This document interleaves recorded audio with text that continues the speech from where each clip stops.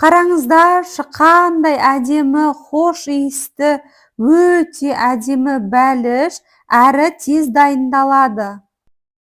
Қайырлы күн, құрметті көрермендер. Бүгін сіздерге өте ерекше алма және киви қосылған пирог жасайтын боламын. Менімен бірге бейнеде соңына дейін болыңыздар және міндетті түрде каналыма тіркеліп қоюды ұмытпаймыз. Ал ендеше бастайық. Ең алдымен таза ыдысқа жұмыртқамызды саламыз және қантымызды салып, миксердің көмегімен ақуыз болғанша жақсылап араластыратын боламыз. Айта кететін жайт, миксермен жақсылап ақуыз болғанша араластырсаңыздар, пирогтарыңыз өте дәмді, сәтті болып шығады. Содан соң бөлме температурасындағы сары майымызды салып, көп араластырмаймыз, миксердің көмегімен жақсылап біркелкі болып араласқанша миксерлейтін боламыз.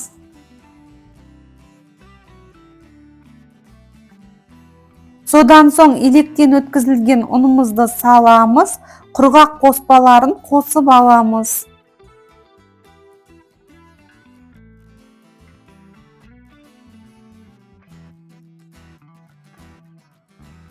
Және қопсытқышымызды қосамыз. Ванилин сахарын немесе ванилин қосамыз. Содан соң шым-шым дәміне қарай тұз қосамыз. Тұзымыз ащысы емес, орташасын қосамыз. Содан соң миксердің көмегімен жақсылап біркелкі масса болғанша араластырып аламыз. Өте дәмді бәліш. Бұл бәлішті басқа да жемістермен жасап көрсеңіздер болады. Мысал үшін бананмен жасасаңыздар да өте ерекше болып шығады. Сіздер де жасап көріңіздер. Массамыз дайын болды. Ендігі кезекте салмасын дайындаймыз. Салмасына жемістерден киви және алманы пайдаландым. Кивиімізді осылай бейнедегідей бөліктерге бөліп турап аламыз. Алмамыз менде бір дана үлкен алма, сіздерде кішкентай алма болса, 2 дана пайдаланыңыздар. Алманы бейнедегідей ұзынша етіп турап аламыз.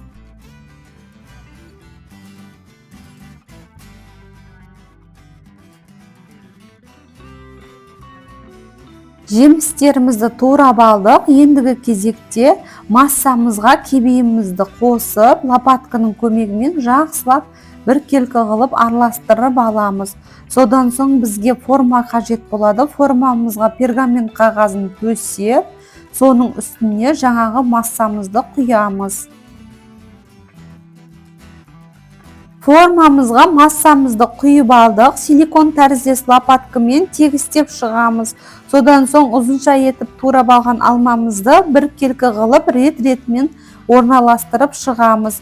Торы бейнедегідей.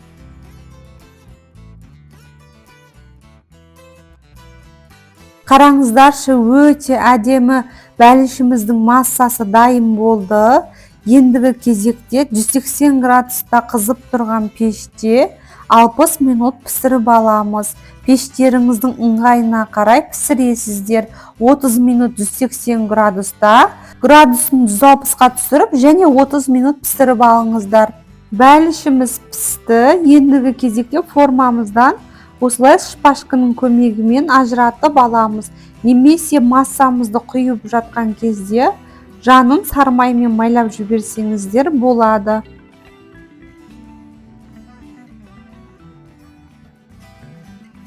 Әсемдігі үшін сахарный пудра себеміз. Осымен біздің алма және киви қосылған бәлішіміз дайын. Өте тез жасалынады және құрамы қарапайым рецептен тұрады. Менің рецептерім сіздерге ұнаса, достарыңызбен бөлісіп қойыңыздар және қоңырау батырмасын басып, тіркеліп қоюды ұмытпаңыз. Сіздермен болған Жансая. Ендігі бейнеде кездескенше сау болыңыздар.